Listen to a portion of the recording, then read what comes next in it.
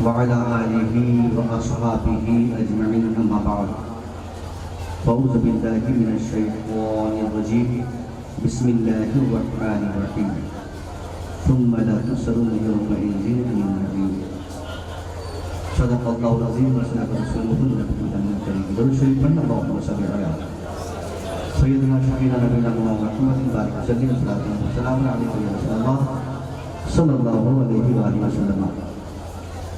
آواز صاف کر دیں, ایکو کم کر دیں. پہلی بات, شہنشاہ خوش کی بات کی بارگاہ میں حاضری ہوئی ہے. خانقاہ آتے ہی حضور کی طریقت سے ملتے ہی دل سے ایک آواز آئی کہ پورنیہ میں رہ کر ابھی تک ہم یہ کیوں غافل تھے کہ ہمارے پورنیہ میں اتنی بڑی خانقاہ اور اس طریقے سے چل رہی اور میں اس سے ناواقف تھا. کہ میری بدنصیبی تھی. یقیناً بارگاہ وہ بہت مقبول ہوتی ہے جہاں جا کر آدمی کا قدم رک جائے اور کچھ سوچنے اور بولنے پر مجبور ہو جائے. سرکار شہباز ملت نے اپنی بھرپور سرپرستی کا استعمال کرتے ہوئے یہ 20واں سالانہ عرس پاک کی تقریب کا جو اہتمام کیا ہے, اس موقع سے جہاں شعر و سخن کے بادشاہ حضرت نادر جمالی بنارسی کو بحیثیت شاعر اور نغمہ و ترنم کی دنیا کے وزیر اعظم حضرت عظمت رضا بھاگلپوری کو بلایا. یہ دونوں اسماء ایسے ہیں جن کو بلانے کے لیے پہلے تو 15 سے 20 دن تک سوچنا پڑتا ہے. عظمت بھائی اس قدر آج کل بزی ہیں, ہم لوگ بھی فون کرتے ہیں تو 2-4-5 دن کے بعد فون ریسیو ہوتا ہے اور واٹس ایپ پر اس کا جواب آتا ہے. خانقاہ فریدیہ ایک منفرد خانقاہ ہے. خانقاہ فریدیہ کے طور طریقے الگ ہے. خانقاہ فریدیہ میں نفس کو کنٹرول کرنے کا پہ سب سے زیادہ زور دیا جاتا ہے. اور بھی خانقاہ ہے, ساری خانقاہوں میں وقت بدلتے ہوئے لوگوں نے روایت بدلی, اپنا چلن بدلا, اپنی روش بدلی, اپنی حکمت بدلی, مریدوں کی تعداد کے اضافے میں لوگوں نے بہت زیادہ زور دیا. مگر سرکار آرا شریف کے سرکار فرید ملت کی زندگی سے لے کر آج تک اگر ایک بھی فریدی پیر جو بھی آج اس دنیا میں ہے ان سب کی تاریخ آپ پڑھیں گے تو آپ کو یہ بات بخوبی سمجھ میں آئے گی. دوسری خانقاہوں میں کسی اور چیز کی بات کی جاتی ہو, مگر خانقاہ فریدیہ واحد ایسی خانقاہ جہاں نفس کو کنٹرول کرنے کا ادب سکھایا جاتا ہے, جہاں اپنے مرید کو سچ بولنے کی بات پہلے بتائی جاتی ہے, جہاں مریدوں سے پیسہ نہیں مانگا جاتا, ان سے سچ بولنے پر ایگریمنٹ کیا جاتا ہے. یہی وجہ ہے خانقاہ فریدیہ کے جتنے بزرگ گزرے ہیں ان میں سے کسی ایک کی تاریخ آپ بتائیے جس نے اپنے مریدوں کی زمین لوٹی ہو, جس نے اپنے مریدوں کو کے ساتھ چھل-کپٹ کیا ہو.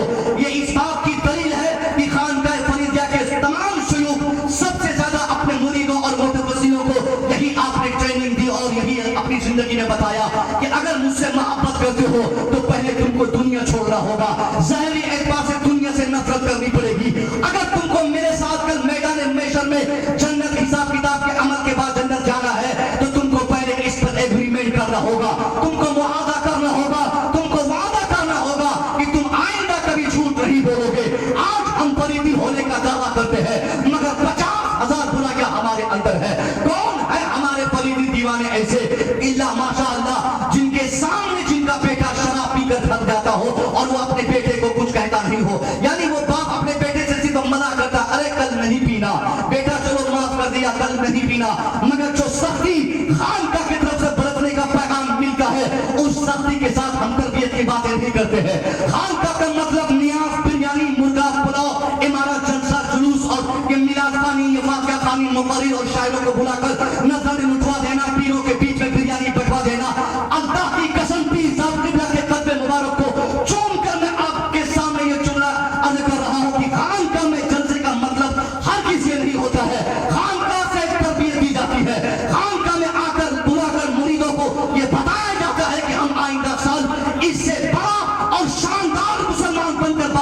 हाजिर होंगे। कोई झूठा हो तो झूठ से पहले तौबा करता है, शराबी हो तो शराब से तौबा करता है।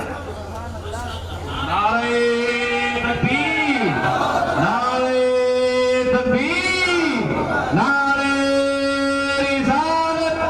हुजूर सैयदी शाह शहबाज मियां साहब क़िबला, हुजूर सैयदी शाह शहबाज मियां साहब क़िबला, रियासी दूल्हा, रियासी दूल्हा, फरीदी दूल्हा।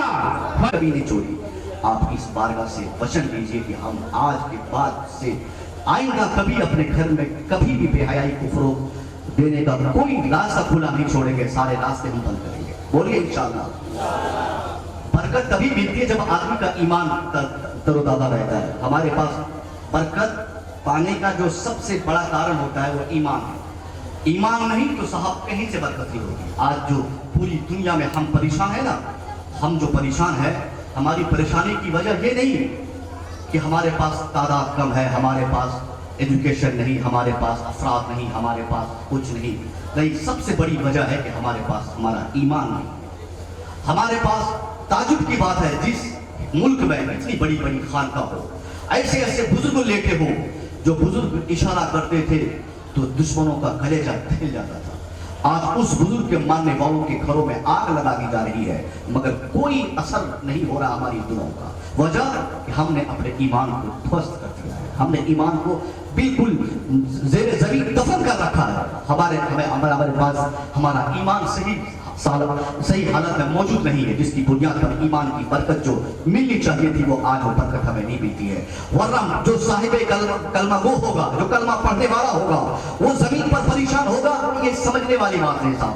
कलमा पढ़ने वाला गरीब हो सकता है, साहिबे ईमान मजदूर हो सकता है, साहिबे ईमान मुफलिस हो सकता है, और साहिबे ईमान परेशान हो, ऐसा कभी नहीं हो सकता है। जिसके पास ईमान होगा वो परेशान कभी नहीं होगा, गरीब होगा परेशान नहीं होगा। इसका मतलब हमारे पास जो मेन सर्टिफिकेट जो खानकाह फरीदिया से हमने ली थी, मोहब्बत की जो दलील होनी चाहिए अमल से, किरदार से, वो से हम खाली हो गए, जिसकी बुनियाद पर हमारे पीर साहब भी हमसे चेहरा फेर लेते हैं। पीर साहब की रूहानियत से हम बिल्कुल महरूम हो जाते हैं, दूर हो जाते हैं, जिसकी बरकत हमें नहीं मिलती है। मैं इन्हीं चंद जुमलों के साथ आखिरी पैगाम आपसे दूंगा। हमारे छोटे छोटे बच्चों के मुस्तकबिल का सवाल है। अगर खानकाह में ये बात नहीं होगी तो कहाँ होगी? जलसों में तो आस्तीन चढ़ा के खतीब तकरीर करते हैं कि आज इस जलसे का सबसे बड़ा खतीब मैं साबित हूंगा, आज इस जलसे में सबसे बड़ा नाम मेरा पेश किया जाएगा। मगर खानकाह की तकरीर का मेन मोटो और मकसद ये होना चाहिए कि कौम के बच्चों को एक दर्स मिले कि हमने खानकाह से एक सबक लिया है।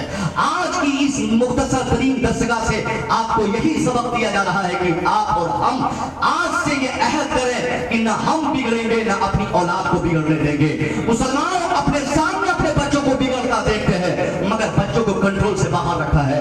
बाप और माँ उसकी जबान में वो शकत नहीं जो अपनी बेटी या अपने बेटे को बेहयाई और बदतमीजी करने से वो रोक सके, क्योंकि माँ और बाप खुद बदतमीज है तो बच्चों को कैसे बदतमीजी से रोकेंगे? जिसका नतीजा आज आपको देखने को नहीं मिलेगा।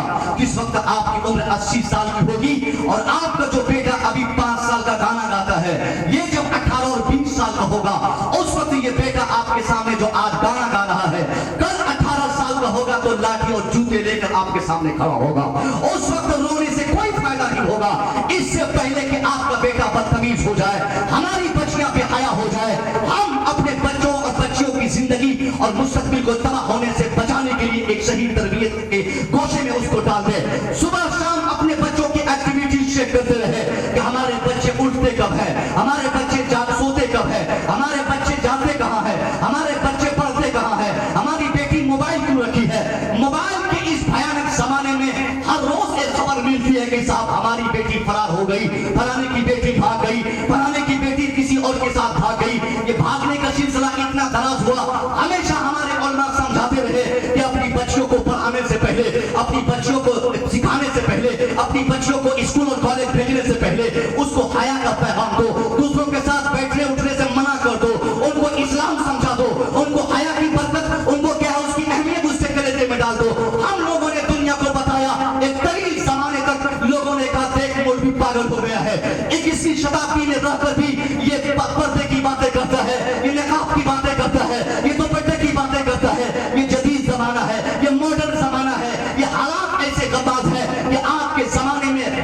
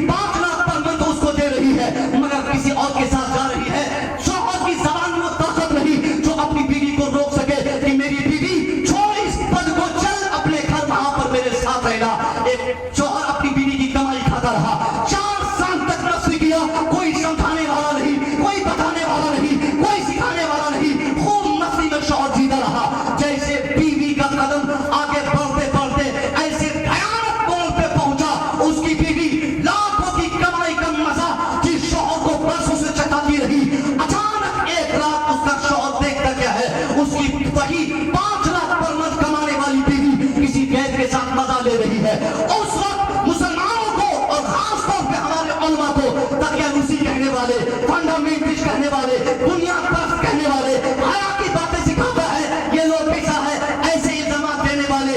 अब उनकी आंखें जब खुली, उनको भी पर्दे की अहमियत का एहसास हो गया। अब थाना दर थाना, पुलिस दर पुलिस, कचहरी दर कचहरी घूमता रहा, बचाओ कोई मेरी बीवी को लुटने से बचाओ। मैं कहता हूँ इस्लाम ने जो पैगाम हया का दिया था कि बेटी की तालीम बाद में, बीवी की तालीम बाद में, बेटे की तालीम बाद में, बच्चों की तालीम बाद में, पहले तालीम से पहले उसकी तरबियत की जिक्र की जाए, बच्ची को इंसान बनाया जाए, बेटे को आदमी बनाया जाए। अल्लाह की कसम, इस्लाम का दिया हुआ पैगाम उत्तर प्रदेश का वो एसडीएम का शौहर अगर उस पर अमल करते हुए अपनी बीवी को पढ़ाने से पहले उसको हया का मतलब बता देता, तो आज जिस बीवी के खातिर वो टीवी डिबेट पर गालियां सुन रहा है और गालियां बक रहा है, रोता हुआ दिख रहा है, कसम खुदा की इस्लाम की इस हया के फार्मूले पर अमल करने की बरकतों से वो भी बच जाता, उसकी बीवी भी बच जाती।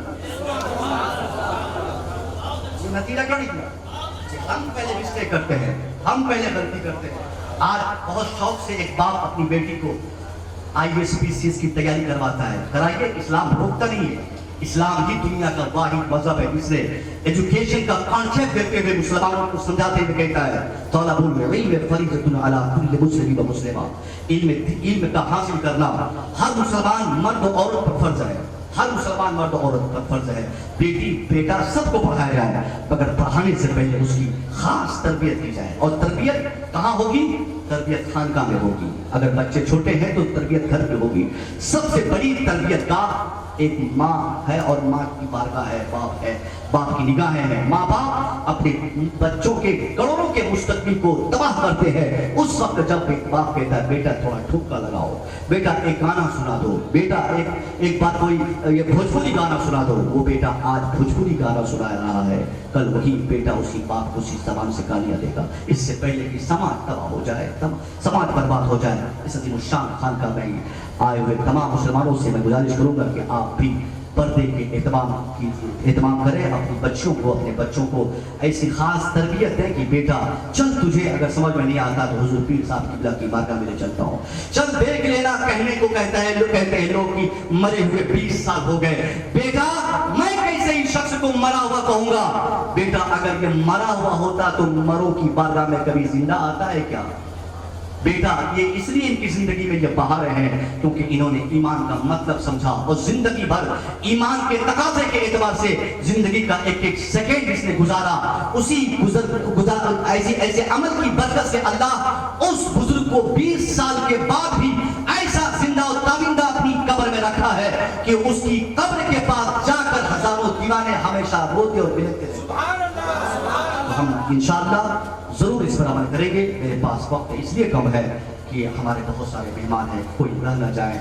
मैं दुआ करूँगा, ये तो हमारे कारी मुनव्वर साहब जो हमारे दोस्त हैं, हमारे साथी भी हैं, उनकी वसासत मेरी दावत हुई, हजरत ने हुक्म फरमाया उनको कि बुला लो इस बार मुसव्विर को, तो हजरत की निगाह मोहब्बत ने मेरा इंतखाब किया, मेरी हाजिर हो गई। इंशाअल्लाह अब आप होंगे और आपके जुमला शोरा फरमाओगे। अस्सलाम वालेकुम।